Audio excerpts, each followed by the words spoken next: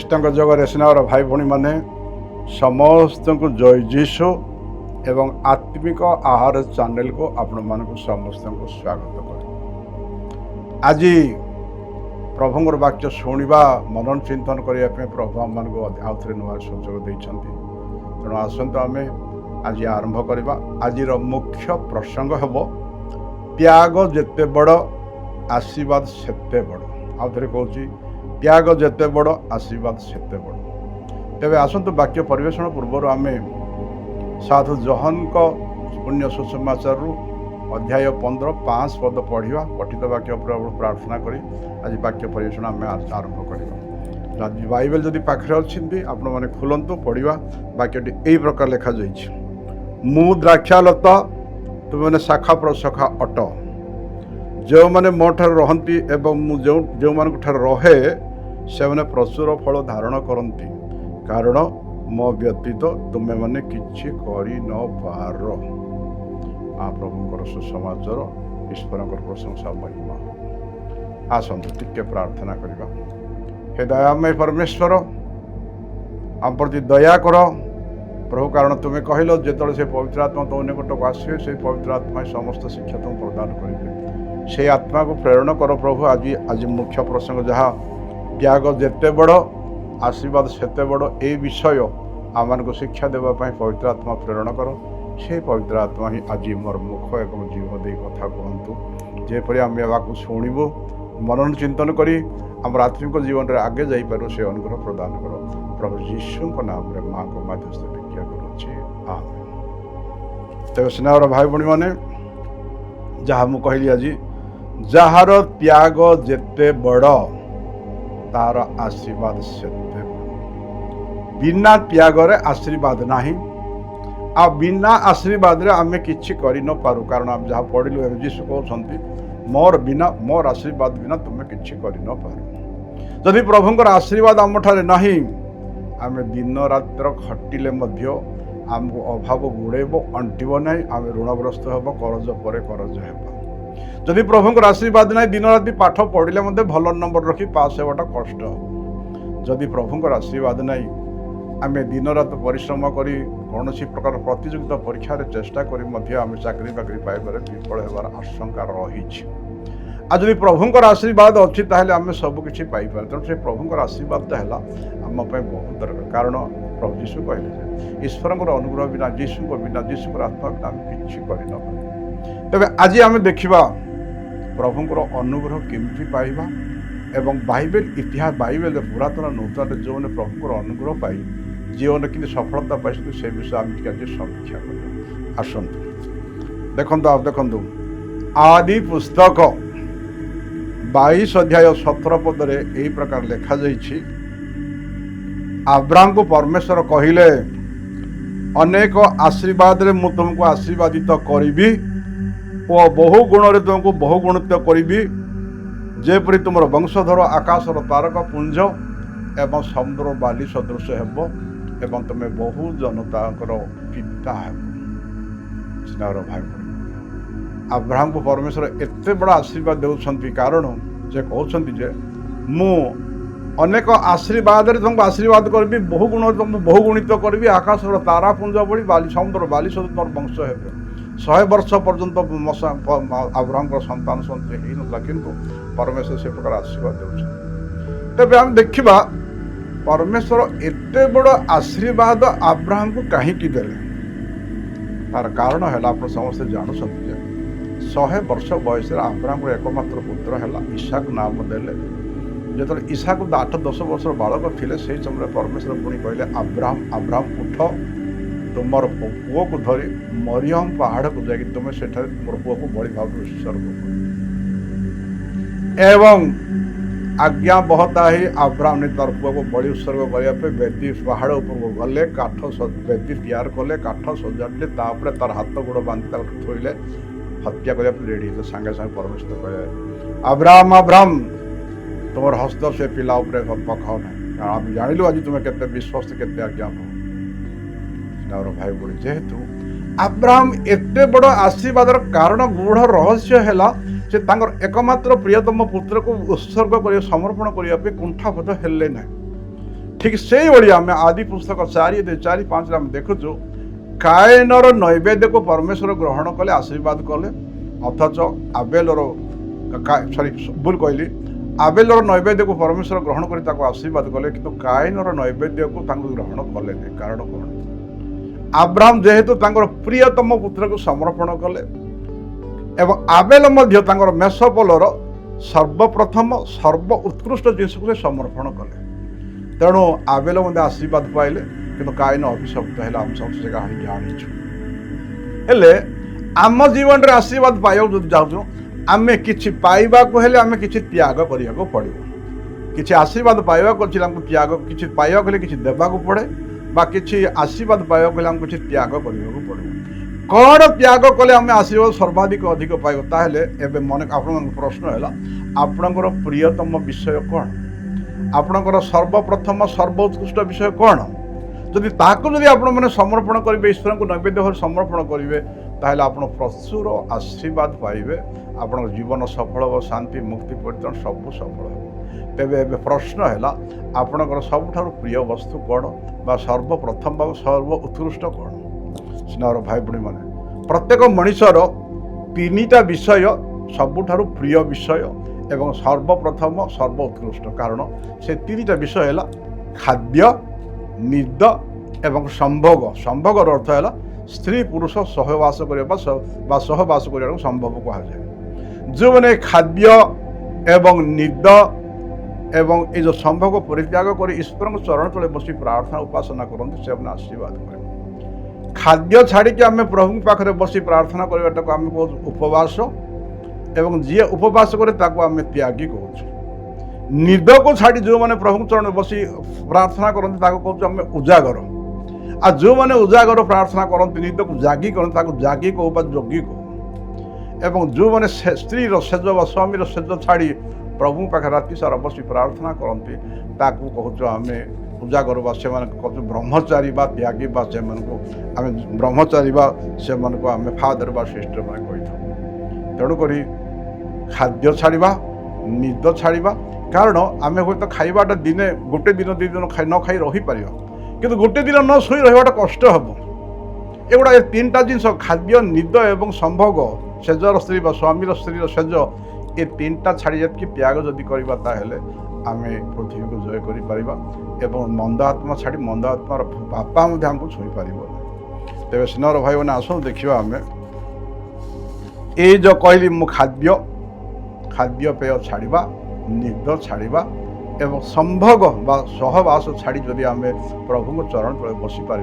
से 3टा जो आम त्याग कर प्रभु समर्पण कर प्रार्थना करवा आम विश्व विजेता है आम प्रचुर अनुग्रह पाइबा तेबे आसतु एबे आपण माने देखा ये जो माने खाद्य त्याग कर प्रभु को चरण तले बसी प्रार्थना करते उपवास प्रार्थना करने द्वारा आम कौन पाऊ निद छाड़ी जागर उजागर प्रार्थना कले आम कौन पाऊ एवं स्त्री सेज बा स्वामी सेज छाड़ी परित्याग कर आम ब्रह्मचारी आम प्रार्थना करवा आम कौन पाई ये 3टा जिनस आम संक्षिप्त देखा जाऊँ देख उदाहरण स्वरूप प्रथम आम देखा जो मैंने खाद्य पेय छाड़ी प्रभु चरण बसी प्रार्थना करते उपवास करते से माने देहरे बा अन्य मान देहरे थिबा मंद आत्मा को विताड़ित कर कारण प्रभु जीशु निजे कहे देखो माथ्यू सुसमाचार 14:28 आम देखुचु गोटे 10-12 वर्षर पिला को फिट्स बेमार है जोटा कि आम मूर्छा बेमार कहूँ से बेले बेले निआरे पड़गला बेले बेले पानी में पड़गला एवं तार बापा जाए जीशु को शिष्य मान ने कहले आज्ञा दया करते मोर पुआ बेले बेले पड़ जाऊँ निआरे पानी में पड़ जाऊँ छटपट मुहर पेपड़ बाहर आग टे दयाक सुस्थ कर जीशुर शिष्य मैंने सुस्थ कर पारे ना तेणु से पिलार बापा से पिला को लेकिन जीशु को निकट गले कहले गुरु मोर पुअर अवस्था ए प्रकार हो बेले बेले निआरे पड़ुची बेले बेले पानी में पड़ुची बहुत कष्ट देह सुस्थ कर मैं आपन शिष्य मन पाक नहीं सुस्थ कर पारे एवं जीशु पाखक से पिला पाख डाकी कहले रे मंद आत्मा गेट आउट एति गोटे पद कह से पिला भर जो मंद आत्मा थे फिट्स बेमार कर मंद आत्मा जाऊ जाऊ से पिलार तले पड़गला गोटे मिनट पर पूरा सुस्थ उठ हालेलुया तार अर्थ है गोटे मंद आत्मा सी पिला पाखे रही आपको फिट्स बेमार कर ଏବଂ ସେ ମନ୍ଦା ଆତ୍ମାକୁ ଯୀଶୁ ବାହାର କରୁ କରୁ ସେ ପିଲାଟା ପୁରା ସୁସ୍ଥ। ତେବେ ଶିଷ୍ୟମାନେ ପଚାରିଲେ, ଗୁରୁ ଆମେ ସେ ପିଲାର ଦେହରୁ ସେ ମନ୍ଦା ଆତ୍ମାକୁ କାହିଁକି ବାହାର କରି ତୋଳି ପାରିଲୁ ନାହିଁ? ଯୀଶୁ କ'ଣ କହିଲେ ଉତ୍ତର ଦେଖନ୍ତୁ, ମାଥ୍ୟୁ 17:21 ବହୁତ ଇମ୍ପୋର୍ଟାଣ୍ଟ ୱାର୍ଡ ଦେଲେ।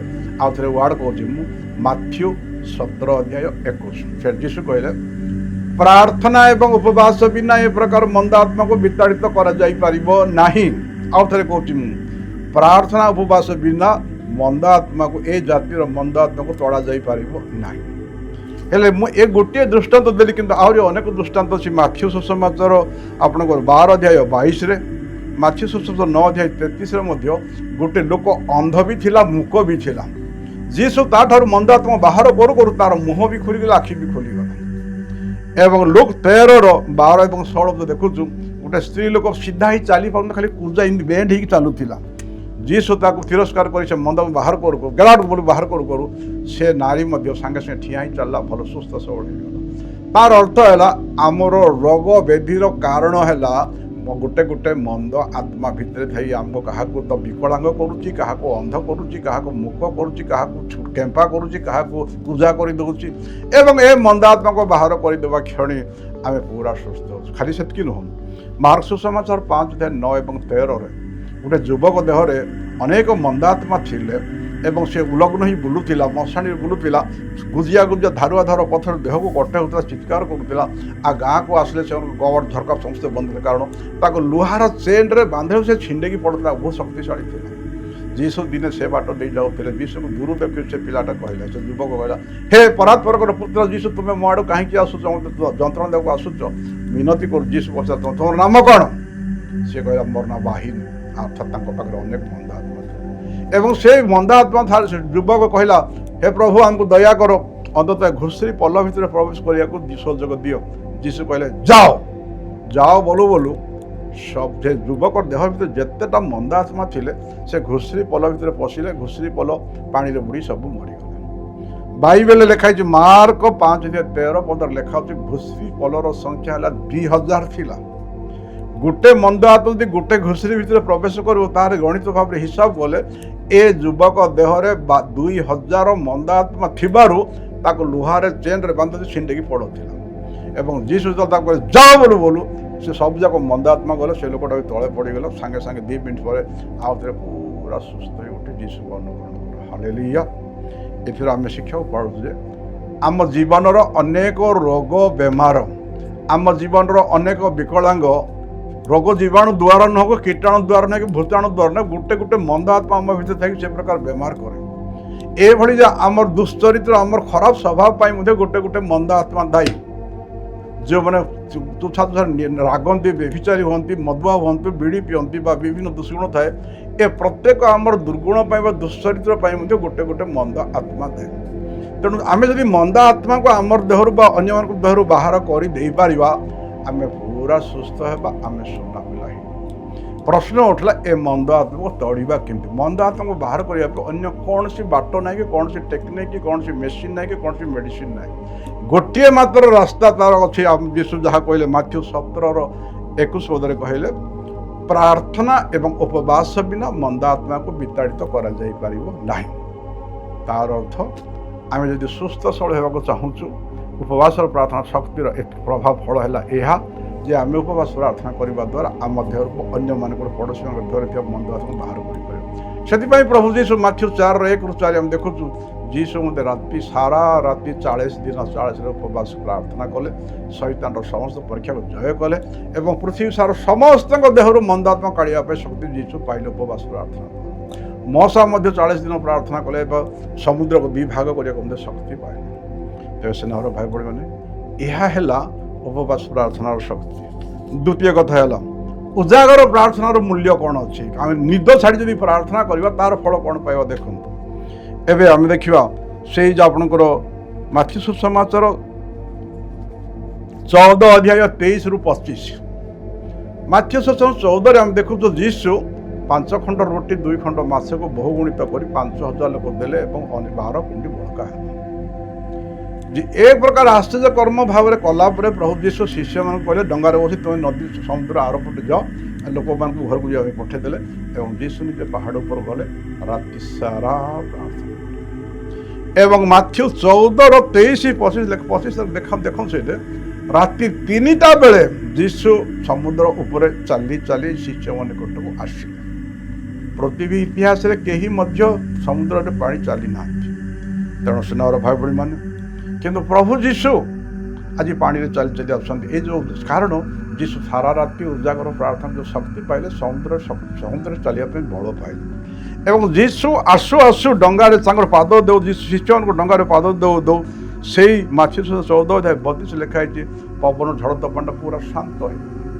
ଏବଂ 36 ପଦରେ ସେଇ ମାଥ୍ୟୁ 14:36ରେ ଯେତେବେଳେ ସମୁଦ୍ର ଆରପାଳିରେ ପହଞ୍ଚିଲେ, ଅନେକ ଲୋକ ଯୀଶୁଙ୍କ ପାଖକୁ ଆସିଲେ, ଶହ ଶହ ଲୋକ ଆସି ଯୀଶୁଙ୍କର ବସ୍ତ୍ରକୁ ଯେଉଁମାନେ ଛୁଇଁଲେ ସେମାନେ ବି ସୁସ୍ଥ ହେଲେ।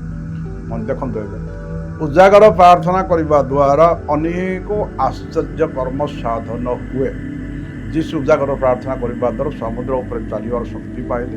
ଯୀଶୁ ଉଜାଗର କରିବା ଦ୍ୱାରା ଡଙ୍ଗାରେ ପାଦ ଦେଉ ଦେଉ ଡଙ୍ଗାରେ ଝଡ଼ ତୋଫାନ ବନ୍ଦ ହେଲା। ଏବଂ ଯୀଶୁ ଉଜାଗର ପ୍ରାର୍ଥନା କରିବା ଦ୍ୱାରା ଯୀଶୁଙ୍କର ବସ୍ତ୍ର ଛୁଇଁବା ଲୋକମାନେ ସମସ୍ତେ ସୁସ୍ଥ ହେଲେ ଏବଂ ଯେଉଁମାନଙ୍କ ପାଖରେ ମନ୍ଦ ଆତ୍ମା ସେ ମନ୍ଦଳାତ୍ମା ମଧ୍ୟ ବିତାଡ଼ିତ ହେଲେ। ହାଲେଲୁୟା। ତେବେ ସ୍ନେହର ଭାଇ ଭଉଣୀମାନେ, ଆମେମାନେ ମଧ୍ୟ ଏଇଟା ହେଲା ଆପଣଙ୍କର ଉଜାଗର ପ୍ରାର୍ଥନାର ଶକ୍ତି।